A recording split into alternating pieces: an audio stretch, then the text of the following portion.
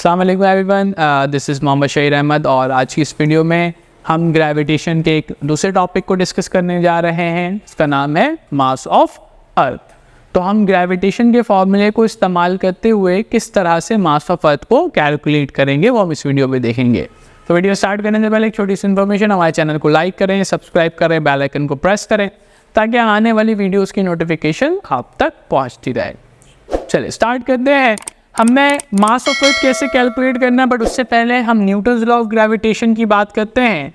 तो according to Newton's law of gravitation हमने देखा था that gravitational force is equals to G m1 m2 upon R square. अब इसमें कुछ बातें हम समझ लेते हैं कि जो F है ये F डिपेंड करता है किसके ऊपर, मास के ऊपर।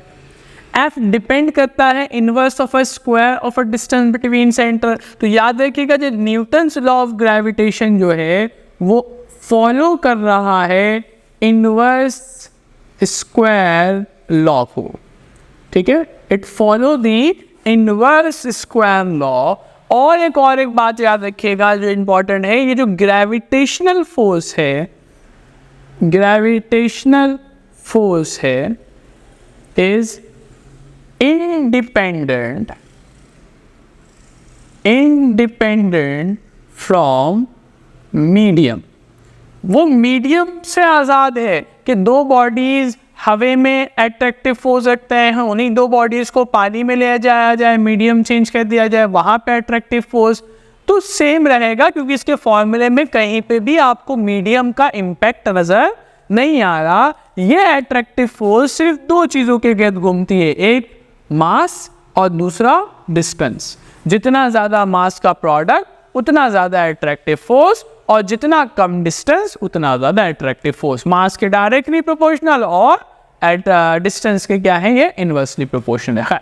तो मास ऑफ अर्थ कैसे हम इसमें कैलकुलेट करेंगे, या इस फॉर्मूले के जरिए हम मास ऑफ अर्थ कैसे कैलकुलेट करेंगे। स्टार्ट करते हैं।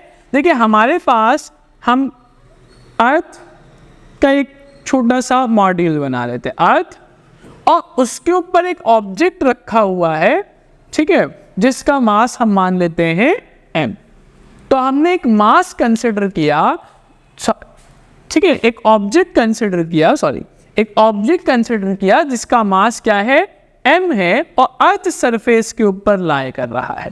तो हमने क्या किया भाई, हमने किया है consider an object of mass m lie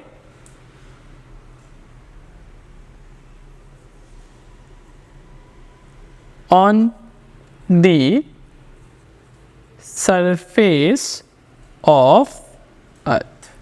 तो हमने एक मास ऑब्जेक्ट कंसिडर किया जिसका मास क्या है, m है, और उसको हम एक सरफेस ऑफ अर्थ पर रखा हुआ है। And me be the mass of earth, और me क्या है, मास ऑफ अर्थ। अर्थ का मास क्या हमने अज्यूम कर लिया, me, and re be the radius of earth, और re क्या है, अर्थ का रेडियस है। रेडियस क्या चीज होती है, किसी भी सर्कल के सेंटर से सर्कमफेरेंस तक का जो फासला है उसे हम क्या कहते हैं, रेडियस। क्योंकि हम अर्थ की बात कर रहे हैं तो रेडियस ऑफ अर्थ हो जाएगा, ठीक है। तो हमने एक सिनेरियो डेवलप किया, क्या कि अर्थ के ऊपर एक ऑब्जेक्ट रखा जिसका मास m है, और अर्थ का मास m ही है, और अर्थ का रेडियस क्या है, re है। अब यहाँ पे हमारा काम है मास ऑफ अर्थ को कैलकुलेट करना by the help of Newton's law of gravitation. तो अगर मैं Newton's law of gravitation apply करूं तो न्यूटन्स लॉ ऑफ ग्रेविटेशन ये कहता है कि यूनिवर्स में जब भी कभी दो पॉइंट मास, दो ऑब्जेक्ट होंगे, उनके दरमियान क्या पाया जाएगा, एट्रैक्टिव फोर्स। तो एक तो हमारा ऑब्जेक्ट अर्थ है, दूसरा ऑब्जेक्ट हमारा ये दूसरा हमारा ये ऑब्जेक्ट है जो अर्थ के ऊपर रखा हुआ है। अब इनके दरमियान क्या होगा, एट्रैक्टिव फोर्स होगा। That is the attractive force. Attractive force, या आप इसे कह लें that is the gravitational force, इसे हम क्या कह सकते हैं, ग्रेविटेशनल फोर्स भी कह सकते हैं। अब हमारा काम है मास ऑफ अर्थ को कैलकुलेट करना। हम कैसे करेंगे, अगर मैं यहां पे अप्लाई करूं, अप्लाई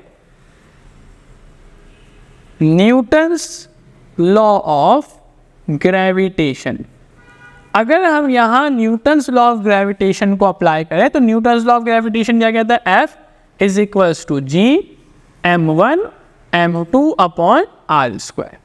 अब आप इसको थोड़ा सा हम और एलिब्रेट करते हैं, तो हमने कहा F is equals to G m1 दो एक ऑब्जेक्ट, m2 दूसरा ऑब्जेक्ट, तो m1 हमारा हो गया अर्थ, दूसरा m2 हो गया हमारा वो ऑब्जेक्ट जो सरफेस ऑफ अर्थ पर लाई कर रहा है। तो हमने कहा m1 की वैल्यू तो है वो तो m के बराबर है, और m2 जो है वो ऑब्जेक्ट है जो सरफेस ऑफ अर्थ पर रखा हुआ है, जिसका मास हमने क्या अज्यूम कर लिया, m। इन दोनों के दरमियान डिस्टेंस कितना है, आप कहेंगे डिस्टेंस, अब ये बड़ी इंपॉर्टेंट चीज़ है, इन दोनों के दरमियान जो डिस्टेंस है वो ये है, यहाँ से सेंटर से इसके सेंटर तक का फासला, इस अर्थ के सेंटर से इस ऑब्जेक्ट के सेंटर तक का फासला, ये इन दोनों के सेंटर के दरमियान फासला है। तो आप कहेंगे इस फासले को हम कैसे मेजर करेंगे, तो हमने कहा भाई ये अर्थ का सेंटर, ये अर्थ का सरकमफेरेंस, तो यहाँ तक तो रेडियस ऑफ अर्थ है, मगर आप देखेंगे हम रेडियस ऑफ अर्थ के थोड़ा सा ऊपर पहुँच गए, थोड़ा सा ऊपर, यहाँ से यहाँ तक क्या है रेडियस ऑफ अर्थ, मगर हम रेडियस ऑफ अर्थ के थोड़ा सा ऊपर जा रहे हैं। हम ये अज्यूम कर लेते हैं ये जो हाइट हमें नजर आ रही h, वो radius of earth is far far greater than h, क्योंकि रेडियस ऑफ अर्थ के मुकाबले में h की वैल्यू बहुत छोटी सी है, तो हम h को क्या मान लेंगे, नेग्लिजिबल, h की वैल्यू कोई है ही नहीं। तो अगर मैं h की वैल्यू 0 कर दूं तो दोनों बॉडी के सेंटर के दरमियान जो फासला हो जाएगा वो बेसिकली किसके बराबर हो जाएगा, रेडियस ऑफ अर्थ के। चलो यहाँ पे मैं आपको दिखाता हूँ दोनों के दरमियान फासला कितना है, आर ई प्लस एच का स्क्वायर, आर ई और थोड़ी सी हाइट h, क्योंकि हमने कहा कि आर ई के मुकाबले में h बहुत छोटा सा है और इसलिए हम उसको क्या कर ले रहे हैं, 0 कर ले रहे हैं। तो अगर ये वैल्यू अगर हम 0 मान लें, इस h की वैल्यू को अगर हम 0 एज्यूम कर लें तो f का फॉर्मूला क्या बन गया, G M E M divided by R E square.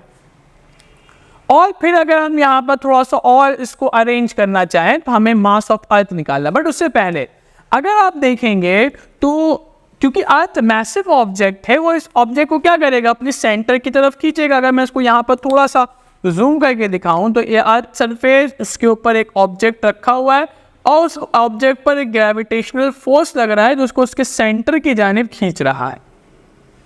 इसी को तो वेट कहते हैं जो डाउनवर्ड लगता है। तो हमने कहा ये तो वेट है, यानी ये जो हमारा ग्रेविटेशनल फोर्स है Fg, वही हमारा किसका काम कर रहा है, वेट का काम कर रहा है। और वेट किसके बराबर होता है, वेट बराबर होता है W is equals to mg। तो अगर मैं इसको रिप्लेस कर दूं W से, और W किसके बराबर है, mg, तो यहाँ लिखेंगे mg is equals to g m e m upon r e square. m से m कैंसिल, मल्टीप्लाई से डिवाइड में जाकर, तो g acceleration due to gravity on surface of earth का फॉर्मूला क्या बना, g m e upon r e square. तो ये फॉर्मूला बन गया acceleration due to gravity on the surface of earth. अब हमें मास ऑफ अर्थ कैलकुलेट करना है, तो यहाँ से मास ऑफ अर्थ को सेपरेट कर लें, g multiply by R E square divided by capital G is equals to M E. तो ये फॉर्मूला बन गया मास ऑफ अर्थ को कैलकुलेट करने का। अब तमाम तर कांस्टेंट की वैल्यू हम पुट कर देंगे। मिसाल के तौर पर g की वैल्यू हो गई 9.8, कैपिटल G की वैल्यू हो गई 6.67 एक्सपोनेंशियल -11 और रेडियस ऑफ अर्थ हो गया हमारे पास 6.38 एक्सपोनेंशियल 3 मीटर के बराबर हो गया। तो तमाम तर वैल्यू को हम सब्सटीट्यूट करेंगे, तो इन तमाम तर कांस्टेंट वैल्यू को सब्सटीट्यूट करने पे जो मास ऑफ अर्थ हमें मिलेगा वो होगा 6.0 इंटू 10 की पावर 24 किलोग्राम। और आर द कांस्टेंट वैल्यू, ये तमाम तर वैल्यूज क्या हैं, कांस्टेंट हैं। और जब हम इनको पुट करेंगे तो मास ऑफ अर्थ कितना आ जाएगा, 6.0 एक्सपोनेंशियल 24 किलोग्राम। तो इस तरह से हमने mass of earth with the help of Newton's law of gravitation calculate कर लिया। तो उम्मीद है ये वीडियो आपको पसंद आई होगी। तो हमारे चैनल को लाइक करें, सब्सक्राइब करें, बेल आइकन को प्रेस करें ताकि आने वाली वीडियो की नोटिफिकेशन आपको मिलती रहे। शुक्रिया।